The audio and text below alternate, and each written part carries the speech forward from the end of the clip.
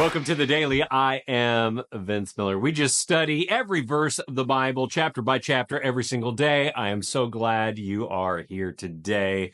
I want to give a big shout out today to Jon Carr from Richmond, Virginia. Jon, thank you for being a part of our movement here through Project 23, our desire to work our way through every verse of the Bible in the first video commentary on the entire Bible that's ever been produced. This devotional is for you today. We're looking at Mark chapter 3, verses 20 down through 26. It reads, "Then he," Jesus, "went home, and the crowds gathered again so that they could not even eat.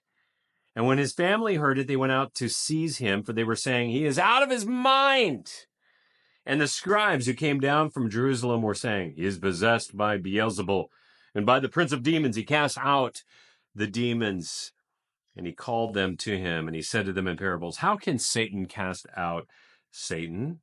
If a kingdom is divided against itself, that kingdom cannot stand. And if a house is divided against itself, that house will not be able to stand. And if Satan has risen up against himself and is divided, he cannot stand, but is coming to an end.'" See here today that Jesus couldn't even sit down to eat. That's how busy he is. I mean, I bet he feels like a mother of three at home without a husband who literally wants to lock herself in the bathroom so she can have 5 minutes apiece. I mean, I bet Jesus felt like a manager who skips lunch just to survive back-to-back Zoom calls in his day. I bet he felt like a dad who's waiting in the carpool line at school answering work emails while refereeing a sibling war in the back seat. Yeah, that's how I bet Jesus felt in this moment. So the house was full. The crowds wouldn't stop pressing in. But as the ministry was growing, so was resistance on the outside. That's what we see today. Even his own family thought he had lost his mind. And the religious elite, they were now making accusations that went far beyond criticism. I mean, they're calling him possessed. Let that settle into your minds for just a moment. Jesus wasn't just being misunderstood by his family and the religious elite. He was being accused of being aligned with Satan himself. So Jesus calls these people to him and speaks. But instead of just defending himself with anger or argument, he pronounces a simple truth to them, one that cuts through both, I think, the confusion and the conspiracy. Here are his words. "If a house is divided against itself, that house will not be able to stand." Oh, that's a familiar phrase, isn't it?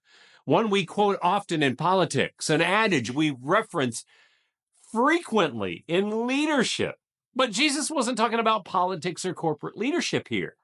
It was an original reference by Jesus to spiritual authorities. The claim itself was a logical fallacy, suggesting that a fallen creature like Satan could empower the one who casts him out. That demonic spirits serve the one who literally just cast them out. The point Jesus was making was profound. It's that you can't belong to two kingdoms. You can't walk in two directions. You can't claim spiritual power and then ignore spiritual alignment. That is the big point, because division doesn't just weaken things, it absolutely annihilates them. It destroys them. That is true for nations, it's true for families, it's true for churches, and it's true for your heart. Your heart. When we live with divided loyalties, when we try to follow Jesus while clinging to sin and pride and worldly things, we slowly collapse from the inside out. Because divided hearts drift, whole hearts stand. Never forget that. Divided hearts drift, whole hearts stand. And Jesus here, with practical application, is calling us to live whole, to be whole people. We need to have unity of heart, mind, and life.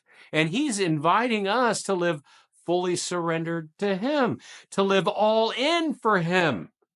He's not asking for us to be perfect, though, but he does want your half-hearted allegiance to become wholehearted allegiance. He wants all of you. A heart divided, what? Won't stand. But a life fully surrendered? Well, that's where the kingdom of God breaks in with power. And that is what Jesus wants you to know, and that's what I want you to know as well. I love you guys. I pray this has blessed you. If it has, share it with someone else. I'll see you right back here again tomorrow.